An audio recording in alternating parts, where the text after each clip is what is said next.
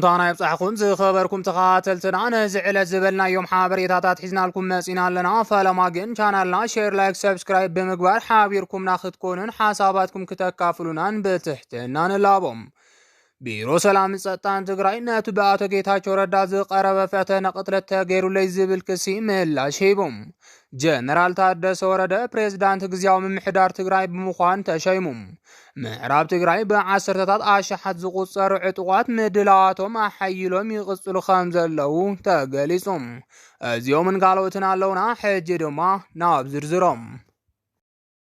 ቢሮ ሰላም ጸጥታን ትግራይ ነቱ በአቶ ጌታቸው ረዳ ዝቀረበ ፈተና ቅጥለት ተገይሩለይ ዝብል ክሲ ምላሽ ሂቦም ቢሮ ሰላም ጸጥታን ትግራይ ንቢቢሲ ትግርኛ ኣብ ዝሃቦ ምላሽ እቲ በጌታቸው ረዳ ዝቀረበ ክሲ መሰረት አልቦ ጥራሕ ዘይኮነስ ኮነ ተባሂሉ ዘተመሃዘ ጠቀነ እዩ ብምባል ኮኒንዎም እቲ ብሰንኪ ኣብ ትግራይ ዘጋጠመ ወጥሪ ሲዒቦ ኣብ አዲስ አበባ ዝርከብ አቶ ጌታቸው የኤምድምስ ዝተባሃለ ቻናል ኣብ ዘካየዶ ቃለ ምሕተት ዳርጋ ምስ ፈተና ቅጥለት ዝመሃሰል ሓደጋ ኣጋጢምዎ ምንባሩ ምዝራቡ ዝፍለጥ እዩ ብዛዕባ እዚ መልሲ ዝሃበ ቢሮ ሰላም ጸጥታን ኣብ ከባቢ ምዕሩፍ ነፈርቲ ሓለዋን ተፍተሽን ከም ዝነበረ ብምዝኻር ካብ ዝወፃኢ ንኣቶ ጌታቸው ንምሓዝ ኮነን ምቕታል ዝኾነ ይኹን ዓይነት መበገሲ ከም ዘይነበረን ክህልው እውን ከም ዘይኽእል ኣብትን ቢቢሲ ዝሃቦ ቃል ሓቢሩሎም ዕጡቋት ንኸንቲባታት ከተማ መቐለን ዓዲግራትን ሓዊሱ ብርክት ዝበሉ ኣብያተ ጽሕፈት ምምሕዳራት ኣብ ዝቋጸሩሉ እዋን ኣቶ ጌታቸው ንመገሻ አዲስ አበባ ናብ ምዕርፎ ነፈርቲ ኣብ ዝኸደሉ ሰዓት ማዕገትን ውጥን ቅትለትን ከም ዝተፈተነሉ እዩ ተዛሪቦም እቲ ትማሊ ብወግዒ ካብ ስልጣኑ ከም ዝተለዓለ ዝተገለጸ አቶ ጌታቸው ከም ዝበሎም ኣብቲ ናብ ምዕርፎ ነፈርቲ ኣላ ኣባነጋ ዝወስድ መንገዲ ዝርከብ ኬላ ዝሕሉ ዕጡቕ ኣይሕልፍን ኢሉ ከልኪልዎ ነይሩ ሓደ ኣወጣይ ዝተባሃለ ፓትሮል ዝሓዘ ኣዛዚ ኮር ናብቲ ምዕሩፎ ነፈርቲ ከም ሰዓቡን ፖሊስ ፌደራል ከም ዝኸልከልዎምን ኣብሪሁም ኣብቲ ግዚያዊ ምሕዳር ከም ምክትል ፕሬዝዳንት ሓላፊ ጸጥታን ኮይኑ ክሰርሕ ጸንሐ ሌተናንት ጀነራል ታደሰ ወረደ እውን እቲ ጌታቸው ፈተና ቅጥለት ክብል ዝገለጾ ፍጻመ ብናጻ ኣካል ክምርመር ምጽውዑ ዝዝከር እዩ ምስቶም ኣብ ልዕሊ ግዚያዊ ምሕዳር ምትዕርያት ክግበር ዝጸውዑ ገለ ኣዘቲ ደው ዝበለ ቢሮ ሰላም ጸጥታን ትግራይ ነቲ ግዚያዊ ምሕዳር ዕልዋ ዝበለ ስጉምቲ ከም ሕጊ ናይ ምኽባር ወፍሪሉ ዝጸውዑ ኮይኑ ነቲ ትማሊ ብዕሊ ካብ ሓላፍነቱ ዝተለዓለ ፕሬዝዳንት ዝቐረቡ ክስታት ፈተና ቅጥለት ብትሪ ዝነጽግ ምላሽ ሂቡሎም የግዳስ እቲ ክቀትለኒ ሲዒቡኒ ኢሉ ስሙ ጸርሖ ኣብቲ ከባቢ ዝመርሕ ዝነበረ ኣዛዝ ሰራዊት ንሓደ ካብ ዓጀብቲ ኣይተ ጌታቸው ረኺቡ ኣንገላቲዖምኹም ድዮም ኢሉ ከም ዝሓተተን ፍጹም ዝበጽሐ ምንግልታዕ ከም ዘይነበረ ከም ዘረጋገጹሉን ስሞም ክገልጹ ዘይመረጹ ሓለፍቲ እቲ ቢሮ ተዛሪቦም ከምኡውን እቲ ቢሮ እቲ ኣዛዚ ኮር ጌታቸው ይቕረታ ከይሓተትናዮ ወፂኡ ኢሉ ከም ዝተዛረበ እየ ዝፈልጥ ይብል ኣይተ ጌታቸው ብድሕሪኡ ኣምሊጡና ኢሎም ገዛ ዓጽዮም ዝተዛረቡ ኣዘዝ ሰራዊት ከም ዘለው መረዳእታ ኣለኒ ንዝበሎም ሽዑ ካብ ኣኼባ ዝኽሪ ሃፀይ ዮሃንስ ተላዒሉ ከም ዝተበገሰን መገሽኡ ግልጽ ኮይኑ ዝረአ ከም ዝነበረን ፍሉጥ እናሃለወ ሰባት ንምጥቃን ኮነ ኢሉ ዝተዛረቡ ይብል ካብቲ ቢሮ ዝተወሃበ ምላሽ ሕጊ ካብ ምኽባር ወፍሪ ወፃኢ ንኣይተ ጌታቸው ኮነን ዝኾነ ይኹን ኣብ ወርድሃትን ዘዋሃትን ኣብ ስራሕ ዝጸንሑን ድሓር ሃዲሞም ዝወፅኡን ሰባት ንምእሳር ሓሳብን መደብን ከም ዘይነበረ ቢሮ ሰላም ጸጥታን ትግራይ ገሊጹሎም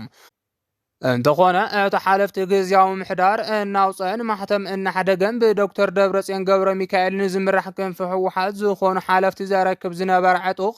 ኣብ ከም ዓዲ ጉደም ካብ ህዝቢ ዝገጠሞ ተቃውሞ ስዒቡ ኣብ ልዕሊ ብርክት ዝበሉ ሰባት መጥቃዕቲ ከም ዝፈጸመን ብዙሓት ከም ዝተኣሰሩን ጸብጻባት የመላኽቱ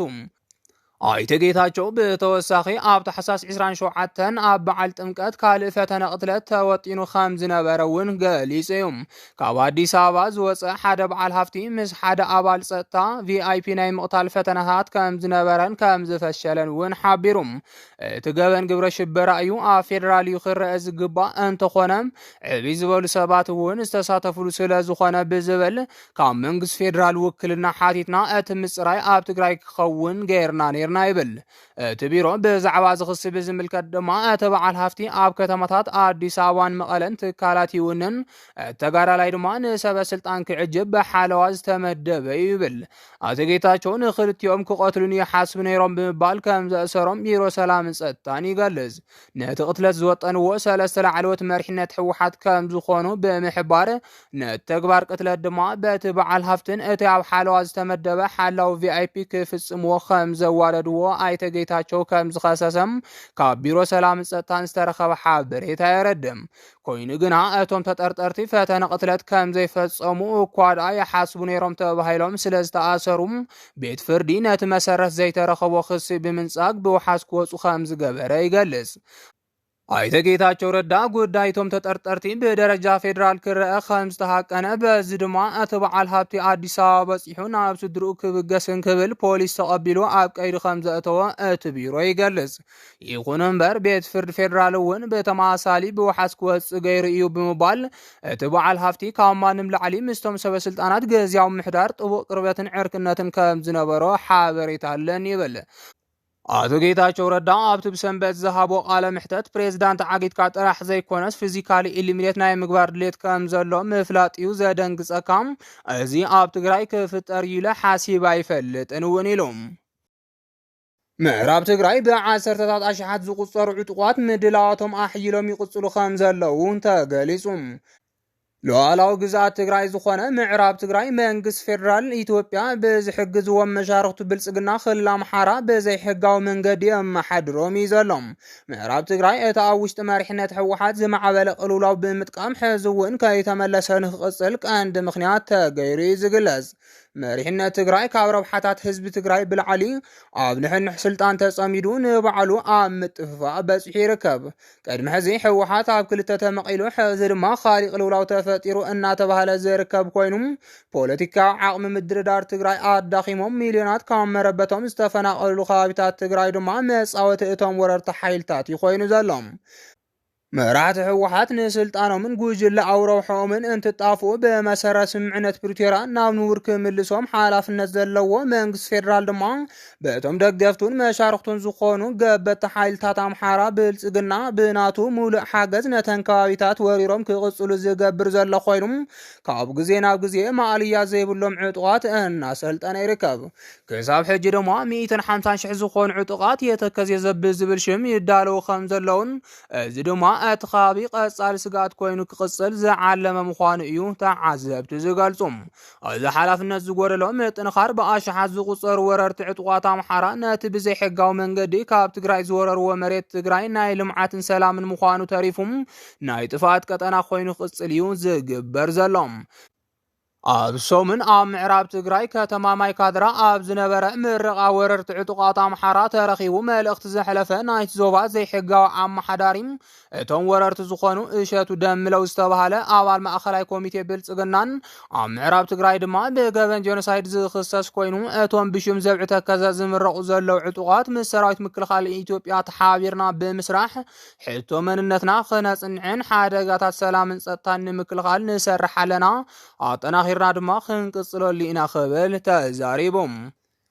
መንግስት ፌደራል ኣብቲ ጉዳይ ዕላው ዝኾነ መንገዲ ዝህቦ ሓበሬታ የለን ቀዳማይ ሚኒስተር ኣብይ ኣሕመድ ቅድሚ 2 ሰሙን ኣብ ፓርላማ ቀሪቡ ኣብ ዘስምዖ ዘረባ ተመዛበልቲ ትግራይ ናብ መረበቶም ንኸይምለሱ ፖለቲካዊ ይኹን ሰብኣውነት ዘይብሎም መራሕቲ ሕወሓት እዮም ዕንቅፋት ኮይኖም ክብል ከሲሱ ነይሩ ክልቲኦም ጉጅለታት ሕወሓት ድማ ብዛዕባ እቲ ጉዳይ መብርህ እንትህቡ ነንባዕሎም እዮም ዝካሰሱ እዚ ኸበርኩም ተኸታተልትና ንሰዓት ዝበልናዮም ሓበሬታታት ነዚኦም ይመስሉ ነይሮም ንምክትታልኩም ካብ ልብና መስግን